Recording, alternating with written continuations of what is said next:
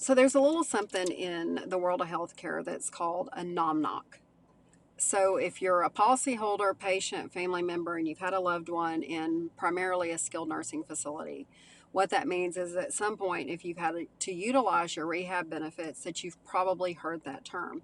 The problem is there are more people than not that have no idea what that term means, nor do they understand it. So what happens is when someone comes in and says, hey, your last covered day is, you got to go home because we got a NOMNC. You don't know what a NOMNC is? NOMNC.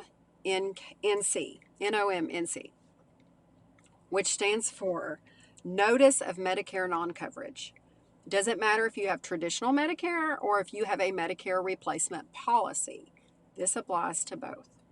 So you will unleash on the facility itself because you're like, no, I need more rehab, or they need more rehab, or what have you. And you end up going in this spiral with a provider who has zero control over the situation.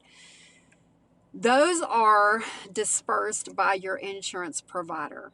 And basically what they do is they tell that entity, hey, this patient's last covered day of rehab services is going to be this day. You need to go ahead and plan to discharge the patient, communicate to the patient that they're going to be going home on this day because we are no longer going to cover services after whatever day that is of services.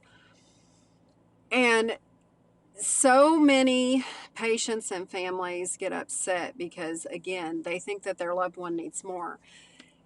And these healthcare providers are at the mercy of the insurance companies, literally. Now, there is an option. You have the option to appeal that discharge decision, and there can be repercussions that come with that. And you have to appeal it directly through the provider. Basically, the facility will give you the number that you have to call to appeal it. They have, I think it's 72 hours to look over that. If you win the appeal, then the patient is going to get a few more covered days.